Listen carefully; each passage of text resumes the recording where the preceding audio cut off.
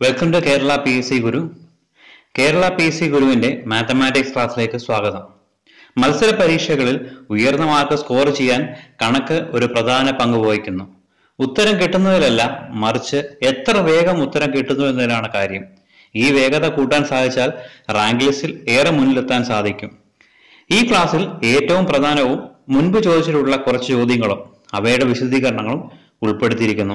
വരും ക്ലാസ്സുകളിൽ topic wise ക്ലാസ്സുകൾ ഉണ്ടായിരിക്കുന്നതാണ്. അതുകൊണ്ട് നിങ്ങൾ ഇതുവരെയായിട്ടും ഈ ചാനൽ സബ്സ്ക്രൈബ് ചെയ്തിട്ടില്ല എങ്കിൽ ചാനൽ സബ്സ്ക്രൈബ് ചെയ്യുക. ക്ലാസ്സുകൾ ആദ്യമേ തന്നെ ലഭിക്കാനായി ബെൽ ബട്ടൺ കൂടി അമർത്തുക. ക്ലാസ്സിലേക്ക് കടക്കാം. ആദ്യ n ഒറ്റ സംഖ്യകളുടെ തുക s കണ്ടുപിടിക്കാനുള്ള ഫോർമുല n². ഒറ്റ സംഖ്യകൾ എന്നാൽ 1, 3, 5, 7 എന്നിങ്ങനെ പോകും. ഒരു ചോദ്യം നോക്കാം. 1, 3, 5 എന്നീ ശ്രേണിയിലെ ആദ്യത്തെ 30 പദങ്ങളുടെ തുക എത്ര? ആദ്യത്തെ ഒറ്റ സംഖ്യകളുടെ തുക n² ആണ് എങ്കിൽ ആദ്യ 30 പദങ്ങളുടെ തുക 30², 900 ഉത്തരം കിട്ടും. അടുത്ത മെത്തേഡിലേക്ക് പോകാം. a% കൂട്ടിയ ശേഷം b% കുറയ്ക്കുകയാണെങ്കിൽ വിലയിൽ ഉണ്ടാകുന്ന ശതമാന വ്യത്യാസം a - b - ab/100. ഒരു ഉദാഹരണം നോക്കാം. ഒരു കച്ചവടക്കാരൻ സാധനങ്ങളുടെ വില 25% കൂട്ടി പരസ്യപ്പെടുത്തിയ ശേഷം 12% ഡിസ്കൗണ്ട് ചെയ്ത് വിൽപ്പന നടത്തിയാൽ അയാൾക്ക് ലഭിക്കുന്ന ലാഭം എത്ര? a% കൂട്ടിയ ശേഷം b% കുറയ്ക്കുകയാണെങ്കിൽ വിലയിൽ ഉണ്ടാകുന്ന ശതമാന വ്യത്യാസം a - b - ab/100. എയുടെ സ്ഥാനത്ത് കൂട്ടിയ ശതമാനം 25, ബിയുടെ സ്ഥാനത്ത് ഡിസ്കൗണ്ട് ചെയ്ത ശതമാനം 12. 25 - 12 - 25 × 12 / 100 ചെയ്യുമ്പോൾ 10% ഉത്തരം കിട്ടും. അതായത് ഒരു കച്ചവടക്കാരൻ സാധനങ്ങളുടെ വില 25% കൂട്ടി പരസ്യപ്പെടുത്തിയ ശേഷം 12% ഡിസ്കൗണ്ട് ചെയ്ത് വിൽപ്പന നടത്തിയാൽ അയാൾക്ക് ലഭിക്കുന്ന ലാഭം 10%. അടുത്ത മെത്തേഡ് നോക്കാം. ഒരു വിലയിൽ നിന്ന് a% കൂട്ടിയ ശേഷം പഴയ വിലയിലെത്താൻ എത്ര ശതമാനം കുറയ്ക്കണമെന്ന് കാണാൻ a/a+100 × 100. ഈ ഫോർമുല ഓർത്തിരിക്കാൻ എളുപ്പമാണ്. 100 എന്നത് ഇവിടെ ശതമാനം കണ്ടുപിടിക്കാൻ. നമുക്കറിയാം, ഡിനോമിനേറ്ററിൽ വലിയ സംഖ്യ വന്നാൽ കിട്ടുന്ന ഉത്തരം ദശാംശം വരും. അതിന്റെ കൂടെ 100 ഗുണിക്കുമ്പോൾ ശതമാനമായി മാറും. ഒരു ചോദ്യം നോക്കാം. പഞ്ചസാരയുടെ വില 25% വർദ്ധിക്കുന്നു. ഒരാളുടെ ചിലവ് വർദ്ധിക്കാതിരിക്കാൻ പഞ്ചസാരയുടെ ഉപഭോഗം എത്ര ശതമാനം കുറയ്ക്കണം? ഒരു വിലയിൽ നിന്ന് a% കൂട്ടിയ ശേഷം പഴയ വിലയിൽ എത്താൻ എത്ര ശതമാനം കുറയ്ക്കണം? a/a+100 × 100. എയുടെ സ്ഥാനത്ത് 25 ഇട്ട് കൊടുക്കുക. 25/25 + 100 × 100 ചെയ്യുമ്പോൾ 20% ഉത്തരം കിട്ടും. അടുത്ത ഭാഗത്തിലേക്ക് പോകാം. ഒരു സമാന്തര ശ്രേണി അഥവാ അരിത്തമെറ്റിക് പ്രോഗ്രഷനിലെ n-ാം പദം കണ്ടുപിടിക്കാനുള്ള ഫോർമുല a + n - 1 × d ആണ്. ആദ്യ പദം എയും പൊതുവ്യത്യാസം d-യുമായാൽ ഒന്നാം പദം t1 എയും, രണ്ടാം പദം t2 a+d-യും, മൂന്നാം പദം t3 a+2d-യും, അതുപോലെ 10ാം പദം t10 a+9d-യും എങ്കിൽ n-ാം പദം tn എന്നത് a + n - 1 × d ആയിരിക്കും. nth term of an AP is a + n - 1 × d. n-ാം പദം കണ്ടുപിടിക്കാനുള്ള ചോദ്യം ഇങ്ങനെയായിരിക്കും. ഒരു സമാന്തര ശ്രേണിയിലെ ആദ്യ പദം 16, പൊതുവ്യത്യാസം 6 എങ്കിൽ 8ാം പദം എത്ര? ഒരു സമാന്തര ശ്രേണിയിലെ n-ാം പദം കണ്ടുപിടിക്കാനുള്ള ഫോർമുല നമുക്കറിയാം a + n - 1 × d. ആദ്യ പദം a 16, പൊതുവ്യത്യാസം d 6. ചോദ്യത്തിലെ 8ാം പദമാണ് കാണേണ്ടത്. അതിനാൽ n എന്നത് 8 ആണ്. 8ാം പദം കണ്ടുപിടിക്കാൻ a + n - 1 d എന്ന ഇക്വേഷനിൽ വാല്യൂസ് ഇട്ട് കൊടുക്കണം. 16 + 8 - 1 × 6 ഉത്തരം 58 കിട്ടും. അടുത്തത് ജ്യാമിതിയുടെ ഒരു ടൈപ്പ് പ്രോബ്ലം നോക്കാം. വശങ്ങൾ തുല്യവും എല്ലാ കോണുകളും 90 ഡിഗ്രിയുമുള്ള ദ്വിമാന രൂപമാണ് സമചതുരം അല്ലെങ്കിൽ സ്ക്വയർ. സമചതുരത്തിന് ഒരു പ്രത്യേകതയുണ്ട്. ഒരേ ചുറ്റളവിൽ ഏറ്റവും കൂടുതൽ വിസ്തീർണമുള്ള ചതുർഭുജമാണ് സമചതുരം. സമചതുരത്തിന്റെ ഒരു വശം എ ആണെങ്കിൽ വിസ്തീർണം അഥവാ ഏരിയ എ സ്ക്വയറും ചുറ്റളവ് അല്ലെങ്കിൽ പെരിമീറ്റർ 4a വികരണം അല്ലെങ്കിൽ ഡയഗണൽ ഡി എന്നത് a√2 ആയിരിക്കും. എങ്കിൽ വികരണം ഡി ആയ ഒരു സമചതുരത്തിന്റെ വിസ്തീർണം d²/2 ആണ്. ഒരു ചോദ്യം പഠിക്കാം. ഒരു സമചതുരത്തിന്റെ വികരണം 20 മീറ്റർ ആയാൽ വിസ്തീർണം എത്ര? വികരണം ഡി ആയാൽ വിസ്തീർണം അല്ലെങ്കിൽ ഏരിയ കണ്ടുപിടിക്കാൻ d²/2 എന്ന ഫോർമുല ഉപയോഗിക്കാം. ഡിയുടെ സ്ഥാനത്ത് 20 ഇട്ട് കൊടുത്താൽ ഉത്തരം 200 മീറ്റർ സ്ക്വയർ എന്ന് ഉത്തരം കിട്ടും. അടുത്ത മെത്തേഡ് നോക്കാം. വിൽക്രമങ്ങളുടെ തുക സമം സംഖ്യകളുടെ തുക ഭാഗം സംഖ്യകളുടെ ഗുണനഫലം ചെയ്താൽ മതി. Sum of reciprocal is equal to sum of numbers divide by product of numbers. നമുക്കൊന്ന് പരിശോധിച്ച് നോക്കാം. 2, 4 എന്നീ സംഖ്യകൾ എടുക്കുമ്പോൾ വിൽക്രമങ്ങൾ യഥാക്രമം 1/2, 1/4 എന്ന് വരും. നമുക്കറിയാം അരയും കാലും കൂട്ടിയാൽ 3/4 കിട്ടുമെന്ന്. വിൽക്രമങ്ങളുടെ തുക കണ്ടുപിടിക്കാം.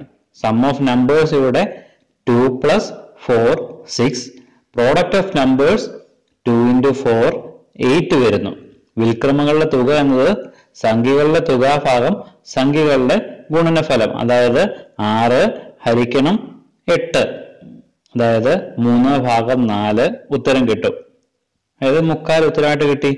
ഇത് LCM മെത്തേഡ് വെച്ചും ഏത് സംഖ്യകളുടെയും കണ്ടുപിടിക്കാം. എന്നാൽ സംഖ്യകളുടെ ഗുണനഫലം, സംഖ്യകളുടെ തുക എന്നിവ ചോദ്യത്തിൽ വന്നാൽ എങ്ങനെ കണ്ടുപിടിക്കാം എന്ന് ഒരു ചോദ്യം മനസ്സിലാക്കാം.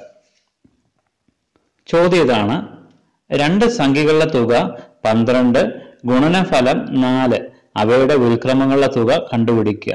വിൽക്രമങ്ങളുടെ തുക കണ്ടുപിടിക്കാൻ സംഖ്യകളുടെ തുക ഭാഗം സംഖ്യകളുടെ ഗുണനഫലം കണ്ടാൽ മതി. സംഖ്യകളുടെ തുക ചോദ്യത്തിൽ തന്നിട്ടുണ്ട് 12, സംഖ്യകളുടെ ഗുണനഫലം 4 ചെയ്യുമ്പോൾ വിൽക്രമങ്ങളുടെ തുക 3 എന്ന ഉത്തരം കിട്ടും. അടുത്ത ടൈപ്പ് ചോദ്യത്തിലേക്ക് പോവാം.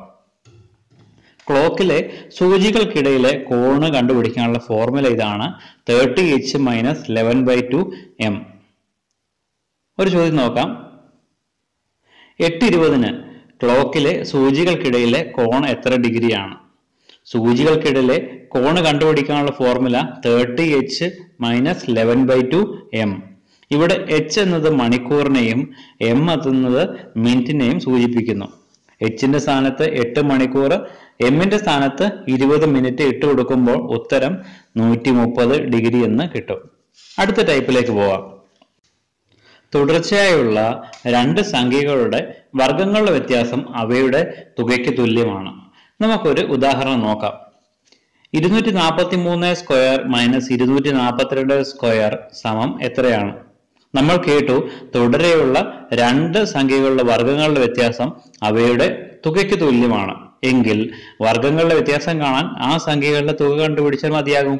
അതായത് 243 സ്ക്വയർ - 242 സ്ക്വയർ സമം 243 അധികം 242, 485 എന്ന് ഉത്തരം കിട്ടും. അടുത്ത ടൈപ്പ് ചോദ്യം നോക്കാം.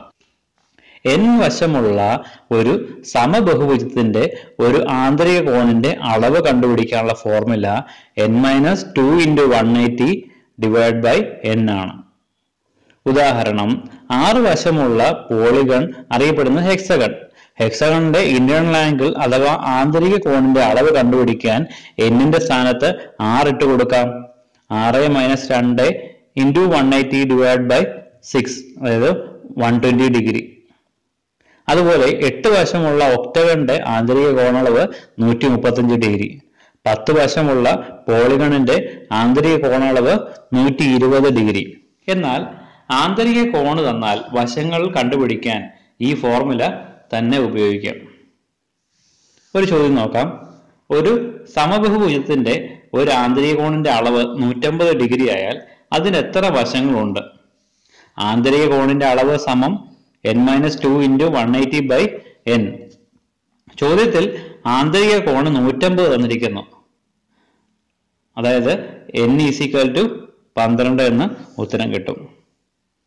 150 ഡിഗ്രി ആന്തരിക കോണുള്ള സമബഹുഭുജത്തിന് 12 വശങ്ങൾ ഉണ്ട്. അടുത്ത ടൈപ്പ് ചോദ്യത്തിലേക്ക് പോകാം. ഒരു വൃത്തത്തിന്റെ വിസ്തീർണം അഥവാ ഏരിയ കണ്ടുപിടിക്കാനുള്ള ഇക്വേഷൻ പൈ ആർ സ്ക്വയർ അല്ലെങ്കിൽ π/4d².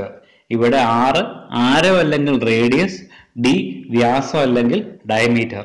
വിസ്തീർണം കണ്ടുപിടിക്കാൻ π/4ന്റെ കൂടെ d² ഗുണിക്കണം. ഇതിൽ നിന്ന് നമുക്കൊരു കാര്യം മനസ്സിലാക്കാം. ഡയമീറ്റർ എത്ര മടങ്ങ് വർദ്ധിപ്പിക്കുന്നുവോ ആ വർദ്ധിപ്പിച്ച മടങ്ങിന്റെ സ്ക്വയർ കണ്ടാൽ വിസ്തീർണം എത്ര മടങ്ങ് വർദ്ധിച്ചു എന്ന് കണ്ടുപിടിക്കാം. ആ മാതൃകയിലുള്ള ഒരു ചോദ്യം നോക്കാം. ഒരു വൃത്തത്തിലെ വ്യാസം 4 മടങ്ങാക്കിയാൽ വിസ്തീർണം എത്ര മടങ്ങാകും? വിസ്തീർണം അഥവാ ഏരിയ π/4d² ആണ്. ഇവിടെ d വർദ്ധിപ്പിച്ചത് 4 മടങ്ങാണ്. വർദ്ധിപ്പിച്ച മടങ്ങിന്റെ സ്ക്വയർ കണ്ടാൽ വിസ്തീർണം എത്ര മടങ്ങ് വർദ്ധിച്ചു എന്ന് കണ്ടുപിടിക്കാം. അതായത് 4ന്റെ സ്ക്വയർ 16. ഉത്തരം വിസ്തീർണം 16 മടങ്ങായി. അടുത്ത ഭാഗത്തിലേക്ക് പോവാം. എ എണ്ണം ബി വിലയ്ക്ക് വാങ്ങിയിട്ട് ബി എണ്ണം എ വിലയ്ക്ക് വിറ്റാൽ ലാഭശതമാനം കണ്ടുപിടിക്കാൻ a² - b²/b² × 100. ഒരു ഉദാഹരണം നോക്കാം. ഒരാൾ 10 രൂപയ്ക്ക് 11 പെൻസിലുകൾ വാങ്ങുകയും 10 പെൻസിലുകൾ 11 രൂപയ്ക്ക് വിൽക്കുകയുമാണെങ്കിൽ ലാഭശതമാനം എത്ര? നമ്മൾ പഠിച്ചിട്ടുണ്ട്, എ എണ്ണം ബി വിലയ്ക്ക് വാങ്ങിയിട്ട് ബി എണ്ണം എ വിലയ്ക്ക് വിറ്റാൽ ലാഭശതമാനം a² - b²/b² × 100. അങ്ങനെയാണെങ്കിൽ 11 പെൻസിൽ 10 രൂപയ്ക്ക് വാങ്ങി 10 പെൻസിൽ 11 രൂപയ്ക്ക് വിറ്റാൽ ലാഭശതമാനം 11² - 10² / 10² × 100 21% എന്ന് ഉത്തരം കിട്ടും. അടുത്ത ടൈപ്പ് ചോദ്യം നോക്കാം. ഒരാൾ എക്സിൽ നിന്നും വൈയിലേക്ക് a km/h വേഗതയിലും തിരിച്ച് എക്സിലേക്ക് b km/h വേഗതയിലും സഞ്ചരിച്ചാൽ ശരാശരി വേഗത എത്ര? ശരാശരി വേഗത കണ്ടുപിടിക്കാൻ 2ab/a+b എന്ന് ചെയ്താൽ മതി. ഇവിടെ ഒരു കാര്യം ശ്രദ്ധിക്കേണ്ടത്, എക്സിൽ നിന്ന് വൈയിലേക്കും വൈയിൽ നിന്ന് എക്സിലേക്കും ദൂരം തുല്യമായിരിക്കണം. ഒരു ഉദാഹരണം നോക്കാം. ഒരാൾ എക്സിൽ നിന്നും വൈയിലേക്ക് 10 km/h വേഗതയിലും തിരിച്ച് എക്സിലേക്ക് 30 km/h വേഗതയിൽ സഞ്ചരിച്ചാൽ ശരാശരി വേഗത എത്ര? ചോദ്യത്തിൽ എയിൽ നിന്നും ബിയിലേക്കും ബിയിൽ നിന്ന് എയിലേക്കും ഉള്ള ദൂരം തുല്യം എങ്കിൽ ശരാശരി വേഗത കണ്ടുപിടിക്കാൻ 2ab/a+b. ഇവിടെ a 10 km/h, b എന്നത് 30 km/h എങ്കിൽ ശരാശരി വേഗത 15 km/h എന്ന ഉത്തരം കിട്ടും. അടുത്ത ടൈപ്പ് ചോദ്യം നോക്കാം. എക്സ് ഒരു ജോലി a ദിവസം കൊണ്ടും y അതേ ജോലി b ദിവസം കൊണ്ടും തീർക്കുകയാണെങ്കിൽ ഇവർ ഒരുമിച്ച് ആ ജോലി തീർക്കുന്ന ദിവസം ab/a+b. ഇതിനെ നമുക്ക് 1/a+1/b എന്നും പറയാം. ഒരു ഉദാഹരണം നോക്കാം. a ഒരു ജോലി 20 ദിവസം കൊണ്ടും b അതേ ജോലി 30 ദിവസം കൊണ്ടും ചെയ്തു തീർക്കും. ഇവർ ഒരുമിച്ച് ആ ജോലി എത്ര ദിവസം കൊണ്ട് തീർക്കും? എയും ബിയും ഒരുമിച്ച് ജോലി ചെയ്താൽ എത്ര ദിവസം കൊണ്ട് ആ ജോലി തീർക്കും എന്ന് കണ്ടുപിടിക്കാൻ ab/a+b ചെയ്താൽ മതിയാവും. a 20, b 30. ഉത്തരം 12 ദിവസം. ഈ വീഡിയോ കണ്ടതിന് നന്ദി. നിങ്ങളുടെ അഭിപ്രായങ്ങളും നിർദ്ദേശങ്ങളും കമന്റിൽ രേഖപ്പെടുത്തുക. Thank you.